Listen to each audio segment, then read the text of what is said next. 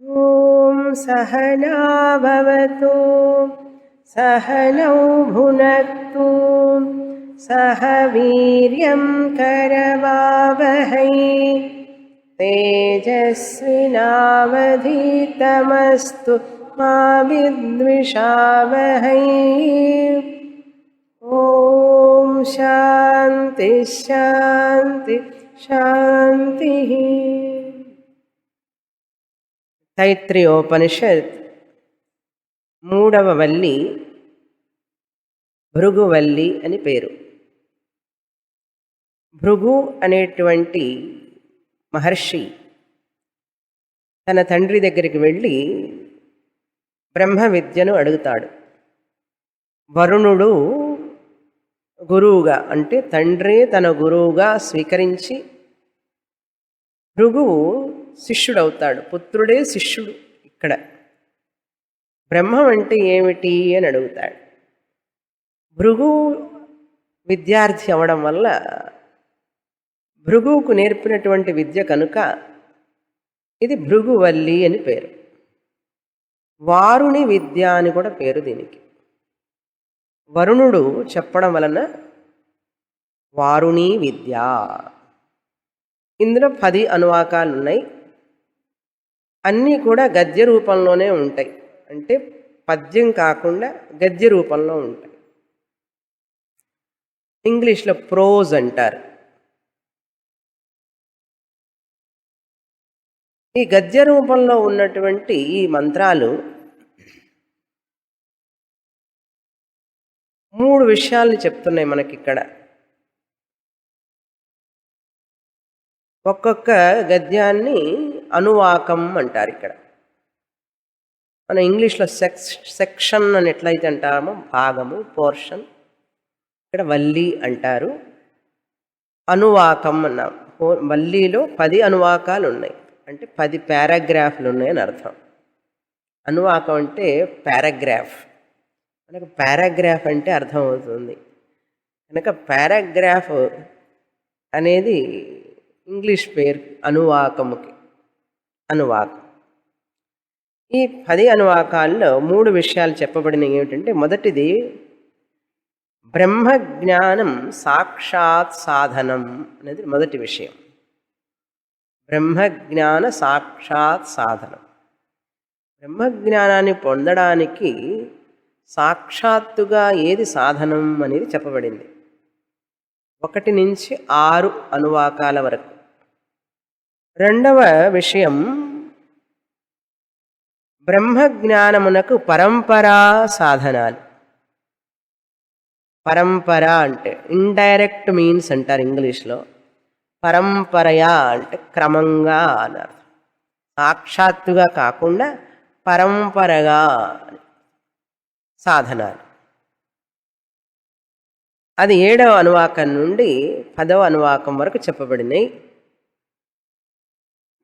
10వ అనువాకంలో చివరి భాగం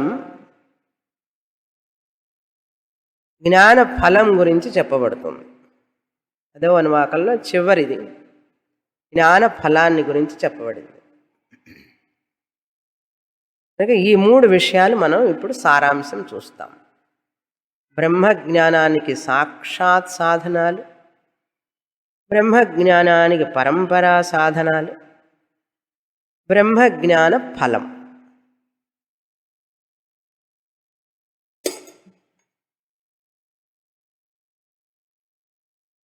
బ్రహ్మ విచారం అనేటువంటిది ముఖ్యమైన సంగతి మనం తెలుసుకోవాలి. భృగువు ఈ బ్రహ్మ విద్యని చెప్పమన్నప్పుడు తండ్రి చెప్పాడు, బ్రహ్మాన్ని గురించి తపస్సు చెయ్యి అన్నాడు. తపస్సు అంటే విచారం చెయ్యి అని అర్థం. విచారం అంటే విశ్లేషణ. విచారణం అంటే ఎంక్వైరీ అంటారు ఇంగ్లీష్లో, అనాలిసిస్ అంటారు ఇంగ్లీష్లో. ఎందుకంటే తమిళంలో అర్థం వేరు, తెలుగులో అర్థం వేరు విచారానికి. అందుకని ఇంగ్లీష్ వాక్యం చెప్పాల్సి వస్తున్నది. తెలుగులో విచారం అంటే వేరే అర్థం, తమిళంలో కూడా విచారం అంటే వేరే అర్థం. సంస్కృతంలో విచారం అంటే ఎంక్వైరీ అంటారు. విచారణ చెయ్యాలి అన్నారు. ఇన్వెస్టిగేషన్ అన్నారు. ఇన్వెస్టిగేషన్. దాన్నే తపస్ అనే పదాన్ని వాడారు ఇక్కడ. తపసా బ్రహ్మవి జిజ్ఞాసస్వ అన్నారు. వరుణుడు తన గురువైనటువంటి వరుణుడి దగ్గర భృగు ఈ ఉపదేశాన్ని పొందాడు. ఆయన తపస్సు ద్వారా బ్రహ్మని తెలుసుకో అన్నాడు. అలా తెలుసుకోవాలని చెప్పే ముందు తండ్రి గారు ఒక మాట చెప్పారు. యతో వా ఇమాని భూతాని జాయంతే ఏన జాతాని జీవంతి. ఒక క్లూ ఇచ్చాడు తండ్రి గారు. దేని నుంచైతే ఈ జీవరాశులన్నీ వచ్చినాయో, ఈ ప్రపంచం అంతా వచ్చిందో, దేని వలననైతే ఈ ప్రపంచం అంతా ఈ జీవరాశులన్నీ నిలిచి ఉన్నాయో, మరలా ఎందులోకైతే ఇవన్నీ కలిసిపోతున్నాయో, అంటే ఈ సృష్టికి కారణం, ఈ స్థితికి కారణం, మళ్ళీ లయం చెందడానికి కారణమైనటువంటి స్థానం ఏదైతే ఉందో అది బ్రహ్మం నాయన అన్నాడు తండ్రి. అంటే జగత్ ఉపాదాన కారణం, నిమిత్త కారణం బ్రహ్మ అన్నాడు. యతో వా ఇమాని భూతాని జాయంతే ఏన జాతాని జీవంతి యత్ప్రయం త్యభిసంవిశంతి తద్విజిజ్ఞాసస్వ. నువ్వు తెలుసుకోవలసింది. తపో బ్రహ్మేతి. తపస్సే బ్రహ్మం అన్నాడు. విచారణ చెయ్యగా చెయ్యగా బ్రహ్మం తెలిసిపోతుంది నీకు, చెయ్యమన్నాడు. ఇలా తండ్రి చెప్పిన తర్వాత భృగు తన సాధనను మొదలు పెడతాడు, విచారణని. దీనివల్ల మనకేం తెలుస్తుందంటే, ముఖ్యమైన విషయం మనం తెలుసుకోవాల్సింది, గురువు లేకుండా బ్రహ్మ విద్యని ఎవరు పొందలేరు అన్నారు. గురువు లేకుండా బ్రహ్మ విద్యని ఎవరు పొందలేరు. అందుకే కృష్ణ పరమాత్ముడు అర్జునుడికి బోధించాడు. మన ఉపనిషత్తుల్లో కూడా అనేక మంది గురువులు వాళ్ళ శిష్యులకు అందరికీ బోధించారు. కనుక ఎంత పండితుడైనా సరే, ఎంత గొప్పవాడైనా సరే, గురువు దగ్గరికి వెళ్లకుండా, శాస్త్రం చదవకుండా బ్రహ్మ విద్యని పొందడం, ఆత్మజ్ఞానం పొందడం అనేది అసంభవం అని మన శాస్త్రాలు చెప్తున్నాయి. కనుక గురువు దగ్గరికి వెళ్ళాలి. ఆ గురువు కూడా శాస్త్రాన్ని చెప్పే గురువు అయి ఉండాలి. ఆ గురువుగారు కూడా శాస్త్రాన్ని చెప్పే గురువై ఉండాలి. ప్రస్థానత్రయం చెప్పే గురువైతేనే మనకు జ్ఞానం వస్తుంది. భగవద్గీత, ఉపనిషత్తులు, బ్రహ్మసూత్రం, ఈ మూడింటి వలనే బ్రహ్మ విద్య వస్తుంది. కానీ మనకు బ్రహ్మజ్ఞానం, మరి ఏ పుస్తకాలు చదివినా కూడా బ్రహ్మజ్ఞానం రాదు. మరి ఏ చదివినా కూడా చిత్తశుద్ధి వస్తుంది, మనసు శుద్ధి పడుతుంది, కానీ జ్ఞానం రాదు. కనుక ఈ యొక్క కథ వల్ల మనకేం తెలుస్తుంది?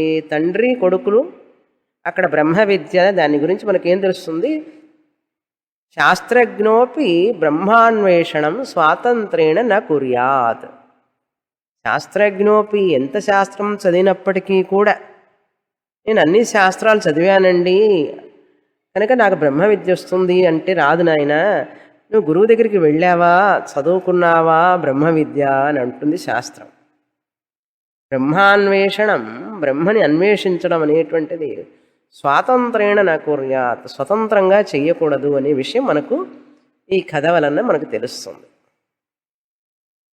ఇప్పుడు మనం చదివే ఉపనిషత్తులు కానీ, కేనోపనిషత్తు చదివాం, అందులో గురు శిష్యులు, ఉపనిషత్తే చెప్తుంది ఇట్లా శిష్యుడు ఏమంటున్నాడు, గురువుగారు ఏమంటున్నారు అనేది గురు శిష్య సంవాదం వస్తుంది అక్కడ.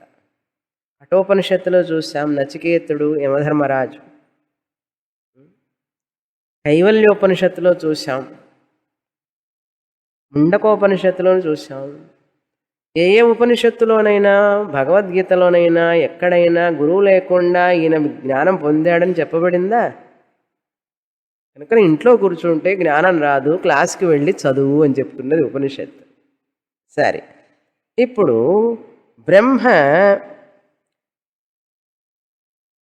సాక్షాత్, బ్రహ్మజ్ఞానానికి సాక్షాత్ సాధనాలు ఏమిటంటే తండ్రి చెప్తున్నాడు బ్రహ్మ ఉపలబ్ధి ద్వారం చెప్పాడు. బ్రహ్మ ఉపలబ్ధి ద్వారం ఏంటంటే బ్రహ్మ జగత్కారణం, నిమిత్త ఉపాదాన కారణం.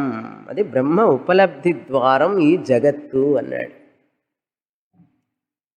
ఎట్లాగైతే శివలింగాన్ని చూస్తే శివుడని జ్ఞాపకం వస్తుందో మనకు, శాలిగ్రామం చూస్తే విష్ణువని జ్ఞాపకం వస్తుందో, అదేవిధంగా ఈ జగత్తు బ్రహ్మానికి లింగం అన్నారు. నేను చెప్తున్నా, ఎక్కడ పుస్తకంలో లేదు, దీన్ని బట్టి మనం అన్వయించుకోవాలి. జగత్ బ్రహ్మలింగం అన్నారు. బ్రహ్మాన్ని తెలుసుకోవడానికి జగత్తే ఒక లింగం. లింగం అంటే ఏమిటి? లింగ్యతే అనేన, లింగ్యతే జ్ఞాయతే అనేన. దేని ద్వారా అయితే మనం ఒక దాన్ని తెలుసుకుంటామో అది లింగం అన్నారు. దేని ద్వారా అయితే మనం ఒక విషయాన్ని, ఒక వస్తువుని తెలుసుకుంటామో అది లింగం.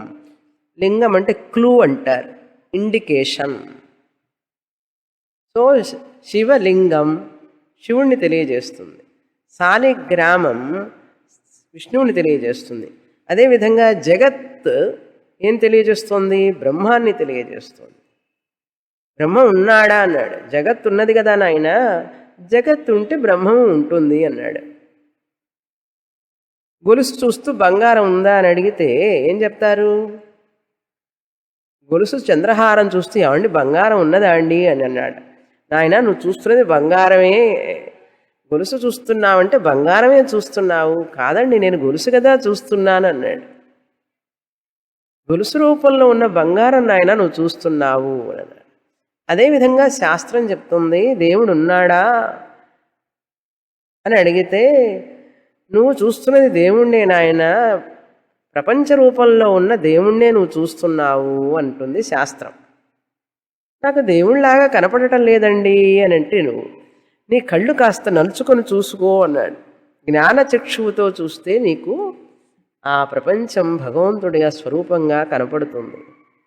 జ్ఞానచక్షువు కావాలి. ఈ మాంసచక్షువులతో చూస్తే నీకు ఎలా కనపడుతుంది? రాగద్వేషాలతో మలినమైనటువంటి మనస్సుతో చూస్తే కనపడదు. అది శుద్ధమైన మనస్సు కావాలి, జ్ఞానచక్షువు కావాలి. అందుకని బ్రహ్మ ఉపలబ్ధి ద్వారం ఏమిటి? ఈ జగత్తే అన్నారు. తర్వాత బ్రహ్మ లక్షణాన్ని చెప్పారు. బ్రహ్మ లక్షణం చెప్పారు. ఈ రెండు విషయాలు చెప్పారు. మొదట విషయంలో బ్రహ్మ జ్ఞానానికి సాక్షాత్ సాధనంలో ఈ రెండు విషయాలు చెప్పారు. ఏమిటది? బ్రహ్మ ఉపలబ్ధి ద్వారం, బ్రహ్మ లక్షణం. బ్రహ్మ ఉపలబ్ధి ద్వారం అన్నం ప్రాణం చక్షుశ్రోత్రం మనోవాచమితి. ఈ అన్నమయ కోశ, ప్రాణమయ కోశ, మనోమయ కోశ, విజ్ఞానమయ కోశ, ఆనందమయ కోశ, ఈ కోశాలన్నిటికీ నిలిచి ఉండడానికి ఇందులో బ్రహ్మ ఉపలబ్ధిగా ఉన్నాడు, లభిస్తున్నాడు. పంచకోశాలే ఈ జగత్తులో భాగమే కదా. పంచకోశాలు, 5 కోశాలు కూడా జగత్తులో భాగమే. కనుక బ్రహ్మ ఎంత దూరంగా ఉన్నాడు ఇప్పుడు? ఎంతో దూరం లేడు, ఇక్కడే ఉపలబ్ధి అన్నాడు. ఈ శరీరంలోనే. ఏ శరీరం? ఏ శరీరం అయితే పంచకోశాలతో నిండి ఉన్నదో అది. అన్నం ప్రాణం చక్షు శ్రోత్రం మనో వాచమితి అన్నారు.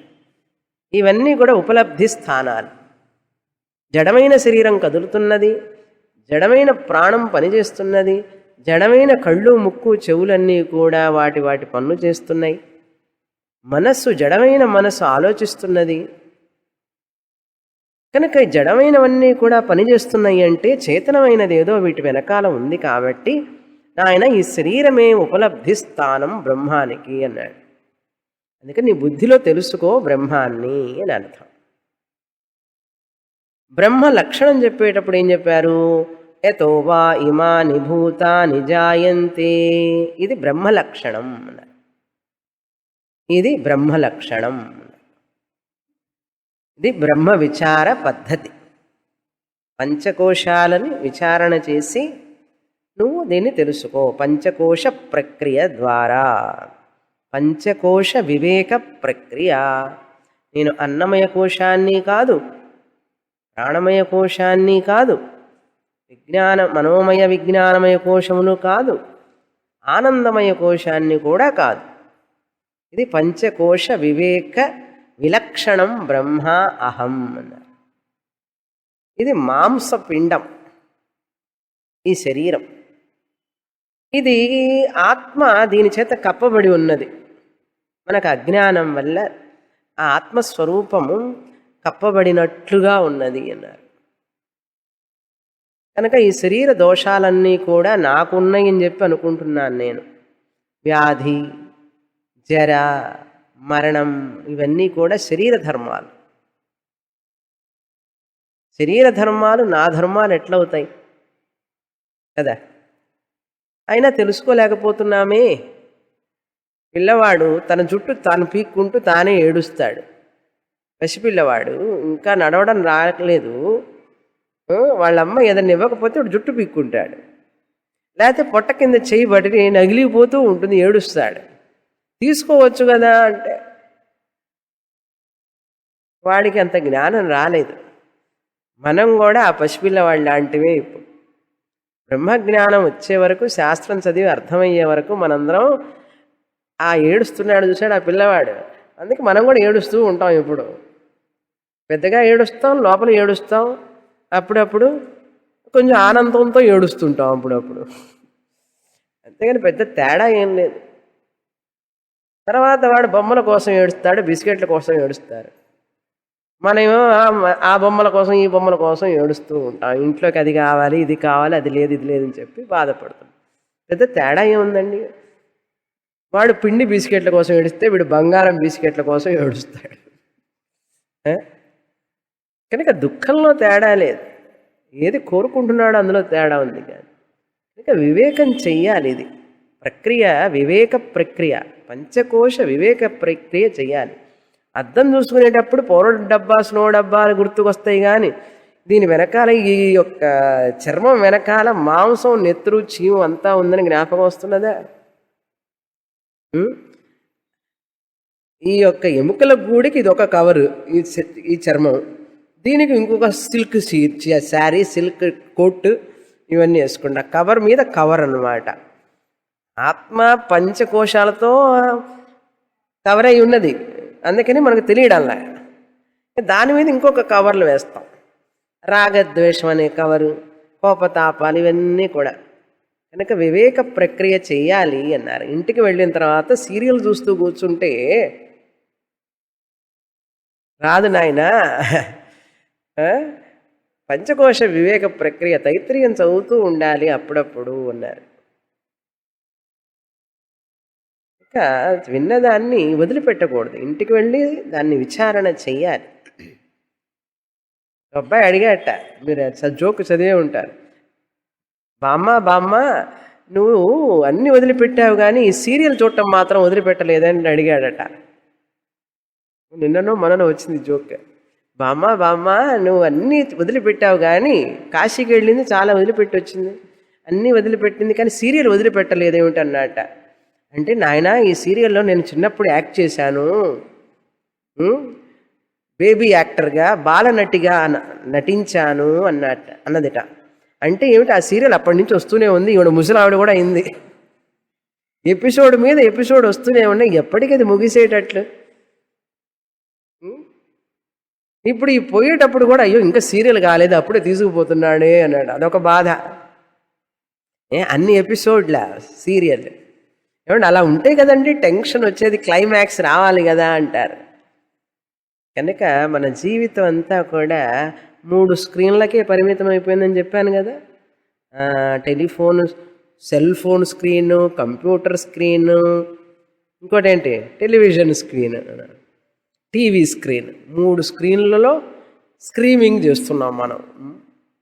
సరే, కనుక అన్నం బ్రహ్మ ఇది వ్యజానాత్. అన్నం బ్రహ్మ అనుకున్నాడు మొదట, ప్రాణమే బ్రహ్మ అనుకున్నాడు, తర్వాత మనస్సు బ్రహ్మ అనుకున్నాడు, విజ్ఞానమే బ్రహ్మ అనుకున్నాడు, ఆనందం బ్రహ్మ అనుకున్నాడు. తర్వాత తెలిసింది నాయన ఇవన్నీ కాదు బ్రహ్మం అన్నప్పుడు తండ్రి గారు, అవును ఇవన్నీ బ్రహ్మం ఎట్లా అవుతాయి, ఇవన్నీ అనిత్యం కదా, ఇవన్నీ జడం కదా, కనుక ఇవి ఎట్లా అవుతాయి, బ్రహ్మం కాదు అని తెలుసుకొని ఆనందం కూడా బ్రహ్మం కాదు, ఈ అనుభవించే ఆనందం కూడా అనుభవానందమే. ఈ ఆనందం కూడా ఆ స్వరూపానందం బ్రహ్మానందం యొక్క ఒక తునక లాంటిది ఇది. మనం అనుభవించే ఆనందం అంతా కూడా ఒక్కొక్క వస్తువులో అది బ్రహ్మానందం యొక్క ప్రతిబింబం. ప్రతిబింబ ఆనంద, పుష్ప ఆనంద, లడ్డు ఆనంద, గృహ ఆనంద, కారు ఆనంద, మనవడి ఆనంద, మనవరాలు ఆనంద, మన మన మరమరాలు ఆనంద కూడా, మనవరాలు మరమరాలు, అన్ని ఆనందం కూడా ఆత్మానందం యొక్క ప్రతిబింబమే అని చెప్పి మనం తెలుసుకోలేకపోతున్నాం. ఎక్కడి నుంచో వస్తువులో నుంచి వస్తుందని చెప్పి ఆనందం అనుకుంటున్నాడు పిచ్చివాడు. ఉపనిషత్తు అంటుంది, నాయనా నీ ఆనంద స్వరూపమే ఆత్మానందమే అన్ని వస్తువుల్లో కనపడుతున్నది అన్నారు. ఎప్పుడూ కనపడటం లేదు కదండి, మరి ఆనంద స్వరూపం అప్పుడప్పుడు దుఃఖం వస్తుంది అన్నాడు. నీ మనస్సు శుద్ధంగా అద్దం ఉన్నప్పుడు నీ ముఖం కనపడుతుంది, మురికిగా ఉన్నప్పుడు మన ముఖం కనపడటం లేదంటే, మురికిగా ఉన్నప్పుడు ముఖం కనపడటం లేదంటే కనపడదు నాయన, దుమ్ము ఉంది కదా అన్నాడు. అదేవిధంగా మనసు శుద్ధంగా ఉంటే ఆత్మస్వరూపం తెలుస్తుంది. శాస్త్రం వినేటప్పుడు సాత్వికంగా ఉంటే, మనసులో రజోగుణం తమోగుణం అనే మలినాలు గనక కప్పబడి ఉంటే, కోపం, తాపం, ఈర్ష, అసూయ, ద్వేషం అన్ని రకాలైనటువంటి ఉంటే, మనస్సు మలినమైతే గురువుగారు చెప్పినా కూడా అర్థం కాదు నాయన. 2 డికేడ్లు 2 దశాబ్దాలు ఏమిటి, 3 దశాబ్దాలు ఏమిటి, 4 దశాబ్దాలైనా కూడా అర్థం కాదు అన్నాడు. ఎందుకండి బ్రహ్మజ్ఞానం అర్థం కాదు అంత తేలిగ్గా అని అడుగుతారు. క్లీన్సింగ్ ప్రాసెస్ ఇంకా అవ్వలేదు అన్నాడు. ఉదాహరణ ఏమిటి, బెస్ట్ ఉదాహరణ, మన ఇంట్లో పాలిష్ పెట్టిన స్టోన్ వేస్తాం చూడండి, బాగా పాలిష్ పెడితే మన ముఖం కనపడుతుంది. అది కిచెన్లో బ్లాక్ స్టోన్ వేస్తారు చూసారా, వాడు స్టోన్ తెచ్చినప్పుడు చూడాలి మీరు, మీ ముఖం కనపడదు, ఏమీ కనపడదు. మీరేం చెప్తారు, నాకు పాలిష్డ్ స్టోన్ కావాలి అంటారు. పాలిష్ స్టోన్ పెడతాడు వాడు, పాలిష్ పెడితే ఏం చేస్తా, మీ ముఖం కనపడుతుంది అందులో. అదేవిధంగా మన మనస్సు కూడా బండరాయి లాంటిది, దానికి ఏం చేయాలి, పాలిష్ పెట్టాలి. పాలిష్ పెట్టాలంటే ఎక్కడి నుంచి తేవాలి, మిషన్ అన్నారు. ఎక్కడి నుంచి తేవద్దు, నువ్వు క్లాస్కి వెళ్తే అక్కడే గ్రైండింగ్ చేస్తారన్నారు. మిషన్ పాలిష్ పెడుతుంది మనస్సుకి అన్నారు. అదైనా కొద్ది రోజులకి కొంచెం పడుతుంది, ఇది సంవత్సరాలు, దశాబ్దాలు. చేయగా చేయగా చేయగా మనసు శుద్ధమై సాత్విక మనస్సులో ఆ ఆత్మజ్ఞానం చోటు చేసుకుంటుంది గురువుగారు చెప్పేటప్పుడు. అది ఇది శైషాభార్గవి వారుణి విద్యా. అయిపోయింది, విద్య అయిపోయింది. తండ్రి గారు బోధించడం అయింది, గురువు అర్థం చేసుకున్నాడు, ఇంక మళ్ళీ తిరిగి రాలేదు. నాన్నగారు టాటా బై బై చీరియో అన్నాడు అని చెప్పి వెళ్ళిపోలేదండి. ఇంటికి వచ్చాడు, హాయిగా అందరికీ బోధించాడు మళ్ళీ భృగు మహర్షి. అట్లా మనం ఏమైనా చేస్తున్నామా? మనం అర్థం చేసుకునేది ఎప్పుడు, మన పిల్లలకి చెప్పేది ఎప్పుడు, మన మనవాళ్ళకి చెప్పేది ఎప్పుడు అంటే, ఏమండి మాకే అర్థం కాలేదు, మా మనవాళ్ళకి ఏం చెప్తా అన్నాడు. వరుణుడు చెప్పాడా లేదా భృగువుకి? మనం ఎందుకు అర్థం చేసుకోలేకపోతున్నాం? కనుకని మనకి వ్యాపకాలు ఎక్కువ, అనేక వ్యాపకాలు ఉండడం వల్ల మనం అర్థం చేసుకోలేకపోతున్నాం, చెప్పలేకపోతున్నాం. అదే పనిగా మన మనస్సు కనుక కేంద్రీకరిస్తే ఎందుకు చెప్పలేం? మన గురువుగారు చెప్పిన విద్య మనకు తెలిసిన వాళ్ళకి మనం చెప్పుకోదు, ఇంట్లో వాళ్ళకి ఎందుకు చెప్పలేమంటే మన గురువు గారు ఇచ్చినంత సమయాన్ని మనం ఇవ్వడం లేదు శాస్త్రానికి. అందులో సగమైనా ఇస్తే కనీసం కొంచెమైనా చెప్పగలుగుతాం. అందుకని విద్యని తీసుకున్న తర్వాత దాన్ని పంచిపెట్టడం నేర్చుకోవాలి.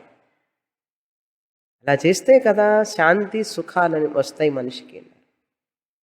సరే, సో సాక్షాత్ సాధనం మాత్రమే జ్ఞానాన్ని ఇవ్వదు నాయన, ఇది సాక్షాత్ సాధనమే. గురువుగారు చెప్తూనే ఉన్నారు, 10 ఏళ్ల నుంచి 13 ఏళ్ళు అవుతున్నది ఇప్పటికీ. ఏమన్నా వచ్చిందిరా నీకు అన్నట్ట, అర్థమైందా అని అడిగారు గురువుగారు. అర్థమైనట్లుగా ఉన్నదండి అన్నాడు. అందుకని ఏం చెప్తున్నారు ఇప్పుడు తండ్రి గారు? ఉపనిషత్తు చెప్తోంది, భృగు మహర్షి చెప్పాడు, భృగు అర్థం చేసుకున్నాడు, ఉత్తమ అధికారి భృగు. మరి భృగు అర్థం చేసుకున్న విద్య అందరికీ అర్థం కాదు కదా. అందుకని ఉపనిషత్తు ఏం చెప్తుంది, కొన్ని పరంపరా సాధనాలు చేయనాయన, నీకు అర్థం కాకపోతే అంత అర్థం కాని కేసు ఎక్కువ.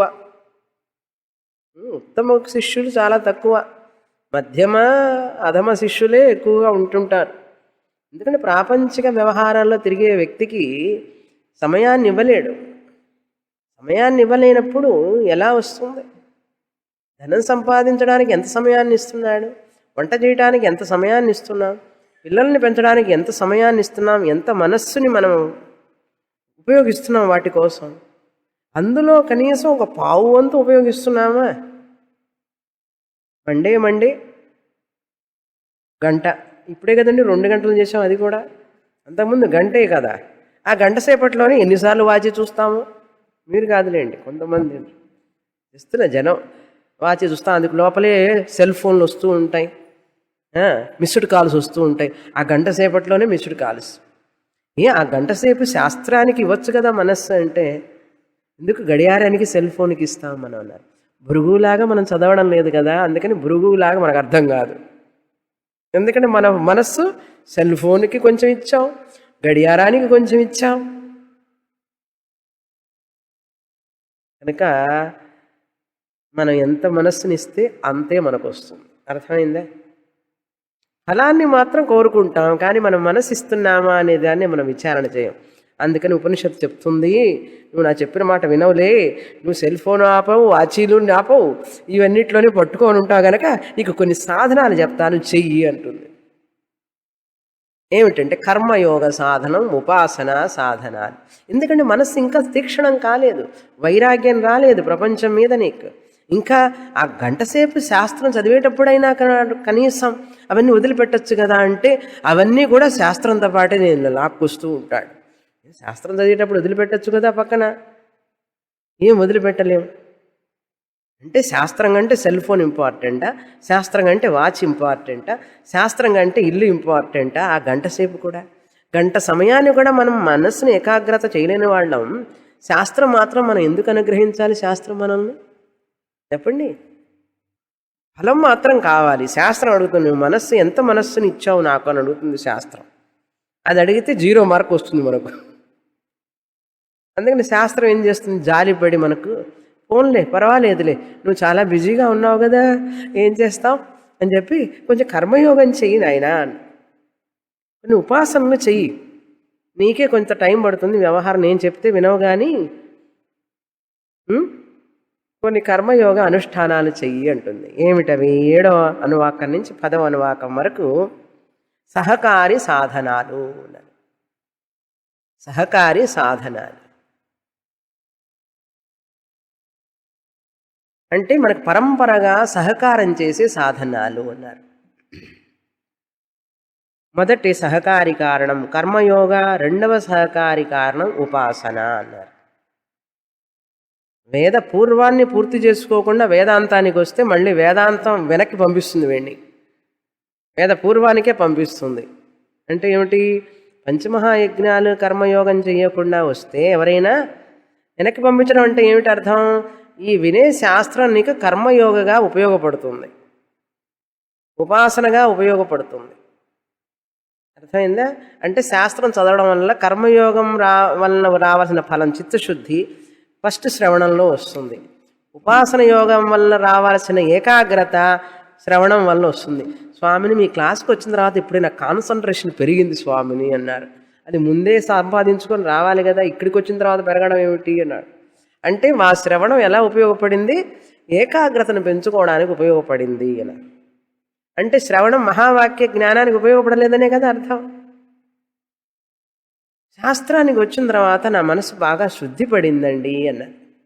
ఇంతకు ముందులాగా కోపం తాపం లేవు, రాగద్వేషాలు లేవు నాకు, ఇప్పుడు మనసు ప్రశాంతంగా ఉంది అన్నాడు. మనసు నిర్మలంగా ఉంది అంటే ఏమిటి అర్థం? శాస్త్రానికి రాకముందు మనసు నిర్మలంగా లేదని అర్థం. మనసు నిర్మలంగా లేకుండా రాగద్వేషాలు శుద్ధి కాకుండా వచ్చింది మనస్సు కంటే ఇప్పుడు ఈ శ్రవణం మహావాక్య జ్ఞానం ఆత్మజ్ఞానాన్ని ఇస్తుందా, చిత్తశుద్ధిని ఇస్తుందా? మీరే చెప్పండి. మీ వాక్యాల్లోనే, అంటే మీరని కాదు, కొంతమంది చెప్తూ ఉంటారు ఇక్కడికి వచ్చిన తర్వాత కోపం తగ్గిపోయింది స్వామిని అన్నారు. అహం బ్రహ్మాస్మి చెప్పవలసిన వాడు కోపం తగ్గడం ఏమిటి? నేను మహావాక్యం చెప్తూ ఉంటే తత్వమసి తత్వమసి అని చెప్తుంటే నాకు కోపం తగ్గిపోయిందండి అంటాడు. ఇంతకుముందులాగా కోపం రావడం లేదు, నాకు ద్వేషం లేదు, అందరినీ ప్రేమగా చూస్తున్నాను ఇప్పుడు అంటే ఏమిటి అర్థం? మహావాక్యం చిత్తశుద్ధి ఇచ్చేటట్లుగా చేసింది వీడికి. ఎందుకంటే చిత్తశుద్ధితో రాలేదు కదా. పాప మహావాక్యం ఏం చేస్తుంది? శాస్త్రం ఆయన పర్వాలేదు, చిత్తశుద్ధినైనా పొందావు కదా మొదటి శ్రవణంలో, రెండవ శ్రవణంలో ఏకాగ్రతను పొందు, 6 అధ్యాయాలు అయ్యే వరకు చిత్తశుద్ధి, 6 అధ్యాయాల్లో ఏకాగ్రత, అది 2 అయిన తర్వాత మొదలు పెడతాం. అవును ఇప్పుడు అర్థం అవుతుందండి శాస్త్రం నాకు అన్నాడు. అసలు వేదాంతంలో రుచి ఇప్పుడే వచ్చిందండి నాకు అన్నాడు. ఇప్పుడే గాడిలో పడ్డదనమాట బండి అని అర్థం. నేను చెప్పలేదండి, ఉపనిషత్తు చెప్తోంది కర్మయోగ ఉపాసనములు అని. ఏమిటి కర్మయోగ అంటే? కొన్ని విలువలు పాటించాలి. కర్మయోగం అంటే ఏమిటి? అన్నం న నింద్యాత్ తద్వ్రతం, అన్నం న పరిచక్షీత తద్వ్రతం, అన్నం బహు కుర్యాత్, అన్నం ఎక్కువగా వృద్ధి చెయ్యి, దానం చెయ్యి, అతిథులకు పెట్టు, ఇవన్నీ పెడితే నీకు చిత్తశుద్ధి వస్తుంది, స్వార్థం లేకుండా జీవించు అని అర్థం. దేన్ని కూడా నిందించవాకు, ఈ సృష్టిలో ఈశ్వరుడు యొక్క సృష్టిగా భావించు, ఇదంతా కూడా. అన్నం బహుకుర్వీత, అతిథి సేవ, మానవ సేవ, ఇవన్నీ చెయ్యి అని చెప్తుంది. ఇది కర్మయోగ అంటే సద్భావన సత్కర్మాణి.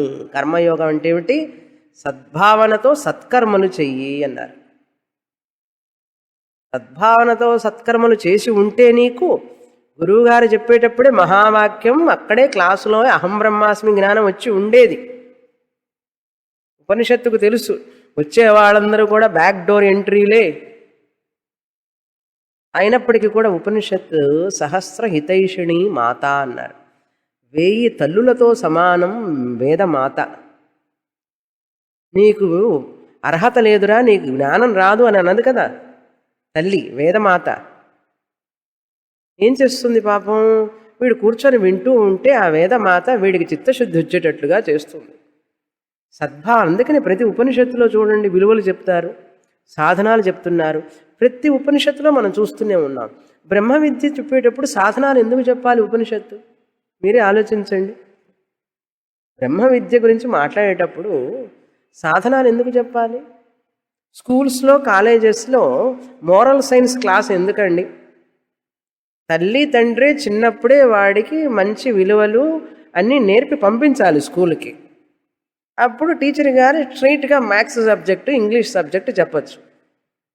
మోరల్ సైన్స్ క్లాస్ ఎందుకు? అందుకని ఎక్కడైనా ఎవడైనా మోరల్ సైన్స్ చిన్నప్పుడు తల్లిదండ్రి దగ్గర నేర్చుకోకుండా వస్తే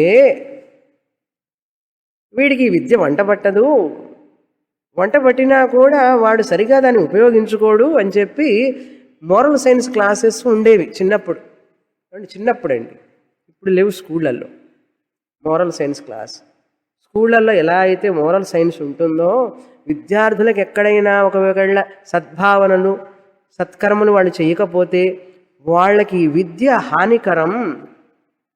వాడికి విద్య వల్ల ధనాన్ని సంపాదించి, ధర్మం లేకుండా ధనాన్ని సంపాదించి ప్రజలకు హాని చేస్తాడు. 2G స్పెక్ట్రమ్ 3G స్పెక్ట్రంలో పడతాడు, కమిషన్లతోనే జీవిస్తాడు వాడు. అందుకని విద్య రావడానికి ముందు, విద్యకి ముందు, ధనానికి ముందు వీడికి ధర్మం కావాలని చెప్పి మన స్కూల్స్లో కూడా మోరల్ సైన్స్ పెట్టేవాళ్ళు. ఇప్పుడు దాని ఇంపార్టెన్సే తెలియడం లేదు స్కూళ్ళల్లో, కాలేజీల్లో. ఆ పద్ధతి వేదాల్లోనే ఉన్నది చూడండి, ఉపనిషత్తుల్లోనే ఉంది. ఏదో ఒక పొరపాటున తల్లిదండ్రి మార్గదర్శనం లేక సరిగ్గా పిల్లలకి ఎక్కడైనా ఒకవేళ తప్పి వాళ్ళు కనుక ఈ విద్యకి వస్తే ఈ విద్య వల్ల వాడిలో అహంకారం పెరిగి, అహంకారం వల్ల ఈ విద్యకే అపకారం చేస్తాడనే దృష్టితో ప్రతి ఉపనిషత్తులో విలువలు కర్మయోగ ఉపాసనాలు చెప్పబడినాయి. అందుకని ఈ కర్మయోగం ఏం చెప్తున్నది ఇప్పుడు మనకు, అన్నాన్ని నువ్వు గౌరవించాలి, వృధా చెయ్యవద్దు.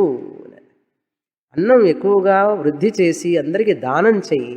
ఎప్పుడైతే దాన గుణం చేస్తావో, త్యాగం చేయడం నేర్చుకుంటావో, అన్నీ వదిలిపెట్టే శక్తి నీకు వస్తుంది.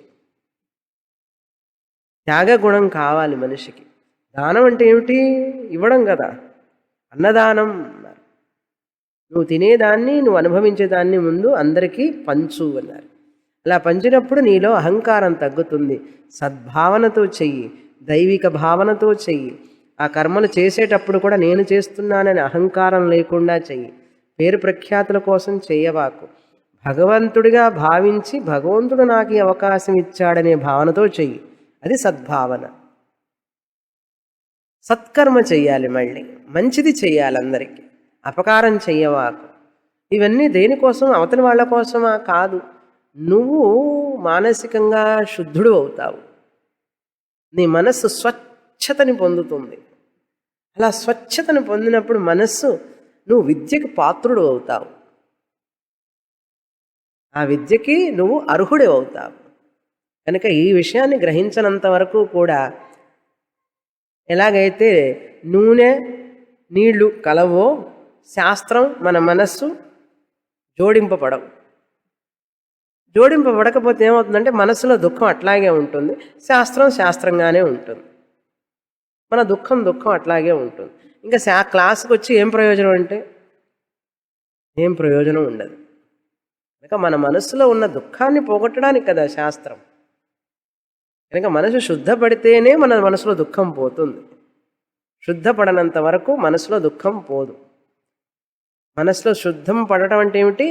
మంచి ఆలోచనలతో ఉండు, మంచి పనులు చెయ్యి, అందరికీ ఎల్లప్పుడూ ఎల్లవేళల అలా ఉండాలి. అది కర్మయోగం. మళ్ళీ ఉపాసన ఏం చెప్పారంటే, విరాట్ ఉపాసన చెయ్యి అన్నారు. ఈ సృష్టి అంతా కూడా విరాట్ భగవంతుడి స్వరూపంగా భావించు అన్నాడు. ఎవరిని ద్వేషించవాకు, ప్రపంచాన్ని ద్వేషించవాకు. ఏమిటో ఎవరో మోసం చేస్తున్నారని, అందరు కుట్ర పన్నుతున్నారని, వాళ్ళు నా గురించి చెప్పుకుంటున్నారు, వీడు నా గురించి చెప్పుకుంటున్నారు, ద్వేషించడం, అందరి మీద నింద వేయడం ఎలా చేయగలుగుతావు భగవంతుడి సృష్టిని? కనుక అందరినీ ప్రేమించడం నేర్చుకో అని చెప్తుంది ఉపాసనలో. శరీరం ప్రాణం, వ్యష్టి ఉపాసన, సమష్టి ఉపాసన, సమష్టి వ్యష్టి కలిపి ఉపాసన చెయ్యాలి. అందుకని శరీరం ప్రాణం మొదటి జోడి, అగ్ని జలం రెండవ జోడి, పృథివీ ఆకాశం మూడవ జోడి. అదేవిధంగా ఈ యొక్క ఇంద్రియాలు, మనస్సు, బుద్ధి, చిత్తం, అహంకారం అన్నీ కూడా ఆ దేవతలు ఈ శరీరంలో ఉన్నారని భావించి సమష్టి, అది దైవ ఉపాసన, అధ్యాత్మ ఉపాసన. కర్మ ఇంద్రియ దేవత, చక్షుర్దేవత, శ్రోత్రదేవత, ఘ్రాణదేవత, వరుణదేవత, అందరు దేవతలు నీ శరీరంలో ఉన్నారు. ఆవును పట్టుకుంటావు, వెనక్కి వెళ్ళి లక్ష్మీదేవి ఉంటుందని చెప్పి కళ్ళకు అద్దుకుంటావు. ఆవు తోక తీసుకొని తల మీద పెట్టి కొట్టుకుంటావు. ఇట్లా నీ శరీరం మాత్రం ఎవరన్నా తాకుతున్నారా? వీడిని తాకితే మాకు పుణ్యం వస్తుందని ఆవును తాకుతాడే కానీ ఈయన తాకితే, ఈయన పాదాలు తాకితే మాకు పుణ్యం వస్తుందని ఎవరన్నా అనుకుంటున్నారా మనల్ని? మనం అలా ఉన్నామా? అలా ఉండాలి. ఆవును తాకితే ఎంత పుణ్యం వస్తుందంటే, ఆవు శరీరం అంతా కూడా దేవతలతో నిండి ఉన్నారు. అదేవిధంగా మన శరీరంలో దేవతలు ఉన్నారని మనం గ్రహించడం లేదు. ఆపాద తలమస్తకం దేవతలు ఉన్నారు కూర్చొని. ఈ దేవతలు ఎక్కడి నుంచి వచ్చారు? విరాట్లో ఉన్నటువంటి సమష్టిలో ఉన్న దేవతలే ఈ వెష్టిలో కూడా ఉన్నారు అన్నారు. కనుక అధ్యాత్మ ఉపాసన చెయ్యి. మొదట ఈ ఇంద్రియాలన్నీ కూడా దైవుడికి సంబంధించినవి అని చెప్పి ఒక్కొక్క ఇంద్రియాన్ని, శరీరాన్ని మనం ఆ దేవతను తలుచుకుంటూ మనం వాళ్ళకి మన కృతజ్ఞతలు తెలుపుకోవాలి. శరీరం నీది కాదు, భగవంతుడిది. కళ్ళల్లో సూర్యుడి దేవత ఉన్నాడు, మనసులో చంద్రదేవత ఉన్నాడు. తత్వబోధ చదివితే తెలుస్తాయి ఇవన్నీ. విన్నామా తత్వబోధ పూర్తిగా? ఎవరమైనా ఇక్కడ ఎప్పుడో విన్నామండి, మర్చిపోయినాం కూడా చాలా.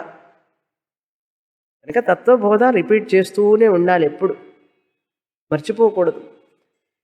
అందుకని సీడీలు చేసి పెట్టాం, క్యాసెట్లు చేసి పెట్టాం. అన్నీ సీడీల్లో ఉన్నాయి, క్యాసెట్లో ఉన్నాయి, కానీ మన మనసులో లేదు. ఇది వ్యష్టి ఉపాసన, అధ్యాత్మ ఉపాసన, అధిదైవ ఉపాసన అని చెప్పారు. ఆకాశ ఉపాసన, నక్షత్ర, విద్యుత్, పృథివీ ఇవన్నీ కూడా చూడండి. వృష్టిరితి క్షేమ ఇతి వాచి, యోగక్షేమ ఇతి ప్రాణాపానయో, హస్తయ ఇవన్నీ కూడా ఎందుకు చెప్పారు? హస్తం, పాదం ఇవన్నీ కూడా ఎందుకు చెప్పారంటే ఇవన్నీ కూడా దైవ సంబంధమైనవనిగా తెలుసుకో. సమస్తం దైవ సంబంధం. ఇది ఉపాసన అంటే. అర్థమైందా? భగవంతుడి సృష్టిని ప్రేమించాలి మొదట. ఈ శరీరంలో ఉన్నది భగవత్ స్వరూపమే, బయట ఉన్నది భగవత్ స్వరూపమే. నక్షత్రాలు, మెరుపులు, విద్యుత్తు ఇవన్నీ కూడా, వర్షం ఇవన్నీ కూడా, భూమి ఇవన్నీ కూడా మన జీవనానికి ఆధారం. అవి లేకపోతే మనం బ్రతకలేం. కనుక ఈ సృష్టినంతా కూడా ఇవన్నీ కూడా మనం ఆరాధించడం నేర్చుకోవాలి. అంతటా ఆరాధిస్తూ ఉంటే ద్వేషం ఎలా వస్తుంది మనిషికి? కోపం ఎలా వస్తుంది? కనుక నీ కోపం తాపం పోవాలి అంటే ఆరాధించు, సృష్టిని ఆరాధించు, నీ శరీరంలో ఉన్న ఇంద్రియ దేవతలను ఆరాధించు. వాటికి వీటికి కనెక్షన్ని తెలుసుకో, సంబంధం తెలుసుకో. తెలుసుకొని ఈ శరీరం అనేది సృష్టిలో భాగమే అని తెలుసుకో. అహంకారం నీలో అణిగిపోతుంది. అప్పుడు మనలో అహంకారం పోవాలి. ఎప్పుడు పోతుందంటే కర్మయోగం చేసినప్పుడు, ఉపాసన చేసినప్పుడు అహంకారం తొలగిపోతుంది. రెవరెన్షియల్ యాటిట్యూడ్ అంటారు టువర్డ్స్ ద నేచర్. అందుకనే పుట్టలో పాలు పోస్తాం, చెట్టుకు నీళ్లు పోస్తాం. తులసి చెట్టుకి రోజు నీళ్లు పోసేది దేనికి? ఈ సృష్టిలో భాగమైన వృక్ష సంపదని ప్రేమించు. పిల్లికి పాలు ఎందుకు పోస్తాం? చీమకు పంచదార ఎందుకు వేస్తాం? దేనికి వేస్తాం? ఇదంతా కూడా భగవత్ స్వరూపమైన జ్ఞాపకం చేసుకోవడానికి వేస్తున్నాం. అర్థమైందా? ఏ పని చేసినా కూడా మనం భగవంతుడికి అని చెప్పి చేస్తాం. ఇలాంటి భావనతో చేస్తే నీకు మనసు శుద్ధిపడి ఏకాగ్రత వచ్చి అప్పుడు గురువుగారు చెప్పేది నీకు బాగా వంట పడుతుంది నాయనా. ఇలాంటివన్నీ చెప్పారు ఉపవాసంలో. ఎక్కడ? భృగువల్లిలో 7 నుంచి 10 అనువాక వరకు.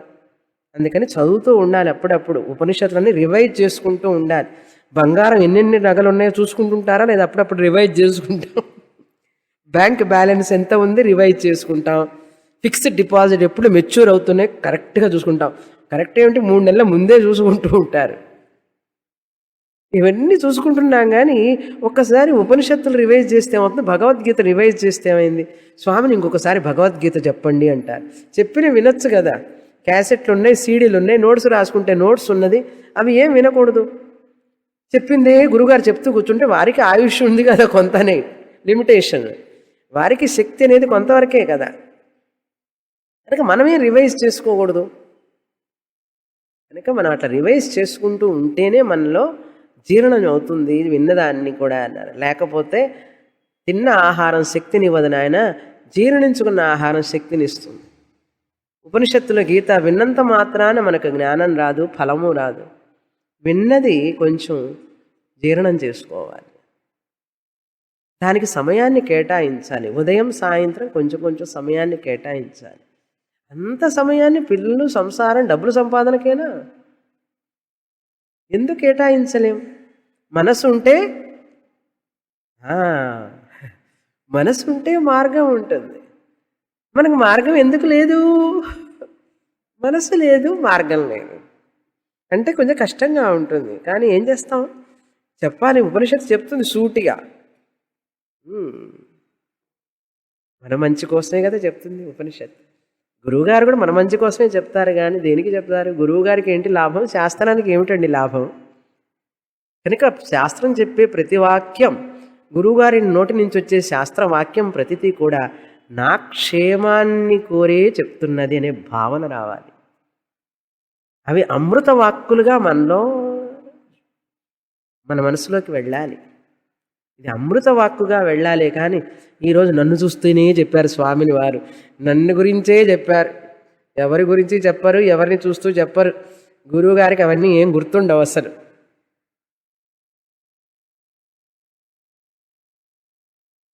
దేవుడు కూడా మనం చేసిన పాపాలు తప్పులన్నీ లెక్క పెట్టుకుంటూ కూర్చోడండి. దేవుడికి ఏమిటి పని అన్నాడు? మనం చేసినవన్నీ మర్చిపోవడమే ఆయనకు పని. మనం చేసినవన్నీ గుర్తు ఉంటే ఇంకంతే, మనం అవుట్. ఆయన గుర్తు పెట్టుకొని మన పాపాలు లెక్కేస్తూ కూర్చుంటే ఆయనేం దేవుడు అవుతాడండి? అదేవిధంగా గురువు శాస్త్రం కూడా మనలో లోపాలను ఎంచడానికి కోసం కాదు, మనకు తెలియకుండా అజ్ఞానం వల్ల మనలో ఉన్న లోపాలని వాళ్ళు తొలగించడం కోసమే వాళ్ళ ప్రయత్నం. కానీ అదే వారి యొక్క యజ్ఞం, జీవిత యజ్ఞం ఏమిటి? వినే శ్రోతల యొక్క, ముముక్షువుల యొక్క మనస్సుని శుద్ధం చేయడం కోసమే వారు మాట్లాడే మాటలన్నీ కూడా వారి సొంత మాటలు కాదు, ఉపనిషత్తు వాక్యాలు. అంతటి శ్రద్ధ కావాలి మనకు.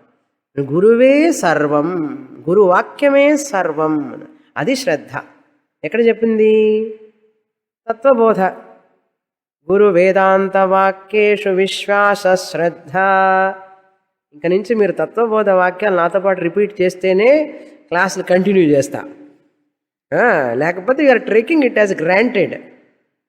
నేను ఉపనిషత్తు వాక్యాలు చెప్తున్నా, తత్వబోధ వాక్యాలు కనీసం చెప్తున్నా కూడా అవి రిపీట్ కావాలి. అప్పుడు అర్థం ఏంటి? నేను చెప్పేది మీకు కాస్త వంట పడుతుందని అర్థం. లేకపోతే నేను చెప్తుంటే నేనే చెప్పుకుంటూ తిరిగి తిరిగి అంటే కాలక్షేపం కోసమే వింటున్నాం, లేదు కదా. కనుక మీరు తొందరగా ఫలితాన్ని పొందాలంటే త్వరగా మనం ఆ వాక్యాలు మనసులో నిలిచిపోవాలి. ఎలాగైతే మనం అన్ని విషయాలందు శ్రద్ధ చూపుతామో శాస్త్రం ఎందు శ్రద్ధ చూపాలి. కనుక మనకు తెలియకుండా మన సమయాన్ని వృధా చేసుకుంటున్నాం. ఈ లోపల ఆయుష్ అయిపోతూ ఉంటుంది, తెలిసిందా? అయిన తర్వాత అప్పుడు చదవలేదండి సరిగ్గా, అప్పుడు అర్థం కాలేదండి, అప్పుడు సరిగ్గా హోంవర్క్ చేయలేదు, పరీక్షల టైం వచ్చేటప్పటికి, పరీక్షల టైం అంటే ఏమిటి? Old age. ఓల్డ్ ఏజ్ వచ్చేటప్పటికి ఇంకేముంటుంది? చింత అన్నారు, దిగులు చింతలతో బాధపడుతుంటారు. శాస్త్రం దేనికంటే మనకు వార్ధక్యం వచ్చినప్పుడు కూడా మనం ఈ ఆత్మజ్ఞానంతో మనం సుఖంగా స్థిరంగా ఉండడం కోసమే. అందుకే ఉపాసనలు, అందుకే కర్మయోగం, అందుకే ఈ జ్ఞానం. ఇది నా కొరకే అని చెప్పి తెలుసుకోవాలి. అంత ప్రేమ రావాలి శాస్త్రం మీద, అంత శ్రద్ధ రావాలి. గురువుగారు చెప్తుంటే చాలా ఆనందంగా ఉంది, వాళ్ళు బాగా చెప్తారని అంటే అయిపోయిందా పని? కాదు. ఆ గురువుగారికి ఎప్పుడు సంతోషం? వారు చెప్పిన దాన్ని నేను విని నా జీవితంలోకి ఆచరించినప్పుడు, ఆ జ్ఞాన ఫలితాన్ని నేను పొంది ఆనందిస్తున్నప్పుడు వారికి నిజమైన ఆనందం అది. అంతకంటే గురువుగారికి ఇచ్చే ఆనందం వేరే ఆనందం ఏమీ లేదు. తర్వాత చివరి భాగం ఈ సహకారి సాధనాలైన ఇవే ఎక్కువసేపు మాట్లాడతాం చూసారా, సహకారి సాధనాలే. ఒకసారి చెప్పారు కదా, మళ్ళీ ఎందుకన్నారు? చెప్పాను కానీ పాటిస్తున్నావా? బ్రహ్మ సత్యం జగన్మిథ్య జీవో బ్రహ్మైవ నాపర సూక్ష్మమండి. బ్రహ్మ విద్య కూసు విద్య అని చెప్పి అంటుండేవాళ్ళు. అంటే ఏంటి? బ్రహ్మ విద్య చాలా తేలిక అన్నారు. ఎవరికి అన్నాడు? కేనోపనిషత్తు స్టూడెంట్కి, ఉత్తమ అధికారి నచికేతుడు లాంటి వాడికి బ్రహ్మ విద్య చాలా సులభం. కానీ అందరికి నచికేతుడిలాగా కేనోపనిషత్తు స్టూడెంట్ లాగా ఉండరు కదా. కనుక నేను కావాలి అలా అని అనుకోవాలి. బహూనామేమి ప్రథమ, బహూనామేమి మధ్యమ. నేను అధముని కాదు, అయితే ఉత్తమ స్టూడెంట్నైనా అయి ఉండాలి, మధ్యమునైనా అయి ఉంటాను నాన్నగారు అన్నాడు తండ్రితో నచికేతుడు. అంత శక్తి మనకున్నదా? అలా చెప్పుకోగలిగే శక్తి మనకు? ఐఎమ్ ద బెస్ట్ స్టూడెంట్ అని చెప్పుకోగలగాలి, గర్వంతో కాదు, ఆత్మవిశ్వాసంతో చెప్పుకోగలగాలి. అంత ఆత్మవిశ్వాసంతో మనం చెప్పుకోలేం? ఎందుకు చెప్పుకోలేం? చెప్పుకోవాలి, చెప్పుకుంటామా లేదా? I'm the best among all students. There are many best students, but I'm also the best. నేనే ఉత్తమ అధికారిని, నేనే ఉత్తమ అధికారిని అంటే తప్పు. నేనే ఉత్తమ అధికారిని అంటే ఏమిటి అర్థం? గర్వం అని అర్థం. నేను కూడా ఉత్తమ అధికారిని అని అనుకోవాలి. లేకపోతే కనీసం మధ్యమ అధికారినైనా కనీసం అలా అనుకోవడానికి కూడా వెనకాడుతున్నాడు అనుకోండి, ఏమండి నేను ఆ ఉత్తమ అధికారిని, అమ్మో నేను ఉత్తమ అధికారిని, మధ్యం అధికారి డౌట్ఫుల్ అండి అన్నాడు. నిన్ను నువ్వే ఆత్మవిశ్వాసం లేకుండా తక్కువగా చూసుకుంటే గురువుగారు రక్షిస్తారా, శాస్త్రం రక్షిస్తుందా అన్నాడు. అందుకని మన ఆలోచన సరళి ఎలా ఉంది, మన జీవన విధానం ఎలా ఉంది, ఎంత సమయాన్ని శాస్త్రానికి కేటాయిస్తున్నాం, ఎంత సమయాన్ని శాస్త్రం చెప్పిన విధంగా మనం జీవిస్తున్నాం, శాస్త్రం చెప్పిన విధంగా ఆలోచన చేస్తున్నాం, శాస్త్రం చెప్పిన విధంగా మనం పనిచేస్తున్నాం. ఇవన్నీ చేస్తే ఇదండి అలర్ట్ లివింగ్ అంటారు. ఆర్ట్ ఆఫ్ లివింగ్ అంటే ఇదండి, అంతేగాని ఇది కాదు ఆర్ట్ ఆఫ్ లివింగ్. నువ్వు ఎంత చేసినా, కాయకల్పక్రియలు చేసినా, ఎంత డై వేసుకున్నా, ఎంత బ్యూటీ పార్లర్కి పోయినా రూపం మారక తప్పదు అన్నారు. వృద్ధాప్యం రాక తప్పదు. నువ్వు చూస్తూ ఉండగానే నీ ముఖం మారిపోతూ ఉంటుంది. కానీ నువ్వు సంపాదించిన విద్య జ్ఞానం ఎన్నటికీ కూడా దానికి వృద్ధాప్యం లేదు, దానికి ముసలితనం రాదు. విద్య వినగా వినగా వినగా తెలుసుకుంటే అది ఆత్మజ్యోతి, ఆత్మజ్ఞానం జ్యోతిలాగా ప్రకాశిస్తుంది. అందుకని ఈ శరీరం మనం వదిలిపెట్టడానికి పోయే ముందే మనం దాన్ని వదిలిపెట్టడానికి సిద్ధంగా ఉండాలి. ఈ శరీరం మనల్ని వదిలిపెట్టడానికి ముందే మనం దాన్ని వదలడానికి సిద్ధంగా ఉండాలి. నీ పని అయిపోయింది, ఇప్పుడు నువ్వు వచ్చిన పని ఉంటే ఉండు అని చెప్పాలి. అంటే ఏమిటి? నువ్వు వచ్చిన పని అంటే మోక్షం, ఆత్మజ్ఞానం. నేను బాగా ఉపయోగించుకున్నాను నిన్ను, గురు కృప వల్ల, శాస్త్ర కృప వల్ల, ఈశ్వర కృప వల్ల ఈ శరీరాన్ని చక్కగా ఉపయోగించుకున్నాను, సత్సంగం చేశాను, సద్గ్రంథపఠన చేశాను, వీటన్నిటితో శాస్త్రం చదువుకున్నాను, బ్రహ్మాస్మి చెప్పాను, శరీరానికి నమస్కారం పెట్టాలి. అది అలా చేయగలగాలి. అంతేగాని దీన్ని పట్టుకుంటూ కూర్చొని దీనికి మేకప్లు చేసుకుంటూ దీన్ని పోషణ చేస్తూ కూర్చుంటే ఎన్ని విటమిన్లు ఇచ్చినా, ఎన్ని ప్రోటీన్లు ఇచ్చినా, ఎన్ని కార్బోహైడ్రేట్లు ఇచ్చినా తుమ్ములు రాక తప్పదు, దగ్గు రాక తప్పదు, జలుబు రాక తప్పదు. ఇట్లాంటి దోషభూయిష్టమైన శరీరం కోసం సమయాన్ని ఎందుకండి వెచ్చించడం? దాన్ని రీజనబుల్గా ఆరోగ్యంగా ఉంచి మంచి పనులు చేస్తూ మంచి ఆలోచనలతో అహం బ్రహ్మాస్మి అని చెప్పి అమ్మా చాలా థ్యాంక్స్ అని చెప్పాలి. అది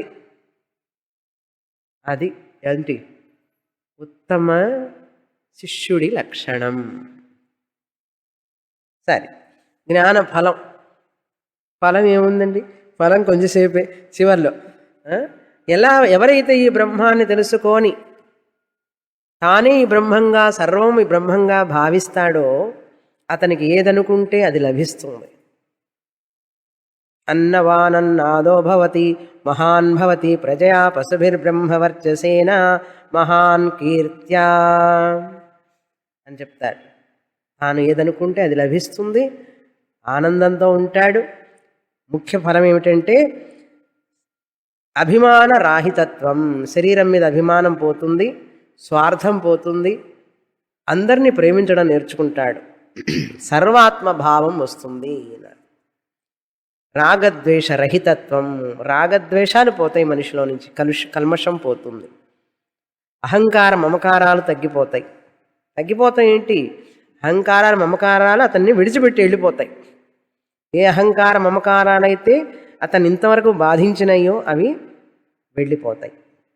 అది ఆత్మనిష్ట, అనాత్మ అభిమాన త్యాగ. భయం లేకుండా ఉంటాడు, అభయాన్ని పొందుతాడు, ఆత్మనిష్టలో ఉంటాడు. ఎప్పుడు? ఆనందో బ్రహ్మే దివ్యజానాత్. ఆహా ఊహూ అని పాడతాడు. హా ఊహా ఊహా ఊ అహమన్నం అహమన్నం అహమన్నం అహమన్నాదోహమన్నాద అహగ్శ్లోకృద్ అహమస్మి ప్రథమజానత అని ఆనందంగా పాడుతూ ఉంటాడు. అంతా నేనే, తినేవాడిని నేనే, తినేది నేనే, అన్నీ నేనే, అనుభవించేవాడిని నేనే, అనుభవించబడేది నేనే. అంతా బ్రహ్మం కాకుండా వేరే మరొకటి లేదు. ఇంతవరకు వేరే ఏదో అనుకుంటూ ఉన్నాను, అజ్ఞానంతో శరీరం సత్యం అనుకున్నాను, ఈ శరీరం మాంసం కెమికల్స్తో తయారు చేసిన పిండాన్ని సత్యం అనుకున్నాను, మాంసపు ముద్ద ఇది, దీన్ని నడిపించేవాడిని నేను అని తెలుసుకున్నాను ఇప్పుడు అన్నాడు.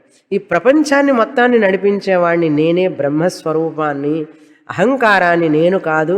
నేను అహంకారం అయితే ఈ శరీరాన్నే నడిపించలేను సరిగ్గా, అహం అయితే నేను ఈ ప్రపంచాన్ని అంతా కూడా నడిపించేవాడిని.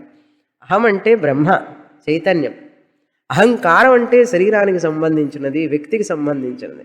కనుక అహంకారం మనిషిని పతనం చేస్తుంది, అహం బ్రహ్మాస్మి జ్ఞానం మనిషిని జగత్తుకి అధిష్టానంగా నిలబెడుతుంది. అహంకారం మనిషిని పతనం చేస్తుంది మోక్షం లేకుండా. అహం బ్రహ్మాస్మి అని తెలుసుకుంటే జగత్తుకి అధిష్టానంగా నిలబెడుతుంది వాడిని. కనుక అధిష్టానంగానే నిలుస్తామో అధో పాతాళానికి వెళతాము. ఎవరి చేతుల్లో ఉంది? ఉద్ధరేదాత్మనాత్మానం. కృష్ణ పరమాత్మ అన్నాడు, నీ చేతుల్లోనే ఉంది నాయన. గురుకృప ఎప్పుడూ ఉంటుంది, శాస్త్రకృప ఎప్పుడూ ఉంటుంది, ఈశ్వర కృప కూడా ఉన్నది. కానీ నీ యొక్క ప్రయత్నం లేకపోతే, ఆత్మకృప లేకపోతే ఎన్ని ఉన్నా ప్రయోజనం లేదు. కనుక నీ యొక్క ప్రయత్నం కావాలి. నీ సమయాన్ని వినియోగించి చదువుకొని శ్రద్ధతో శాస్త్రమే నాకు జీవన గమ్యం, శాస్త్ర శ్రవణమే నాకు జీవనం గమ్యం అని పెట్టుకుంటేనే నీకు సుఖం, శాంతి. ఓం సహనా భవతు సహనౌ భునక్తు సహ వీర్యం కరవావహై తేజస్వినావధీతమస్తు మా విద్విషావహై. ఓం శాంతి శాంతి శాంతి. పూర్ణమదః పూర్ణమిదం పూర్ణాత్ పూర్ణముదచ్యతే పూర్ణస్య పూర్ణమాదాయ పూర్ణమేవావశిష్యతే. ఓం శాంతి శాంతి శాంతి. హరి ఓం. శ్రీ గురుభ్యో నమః. హరి ఓం.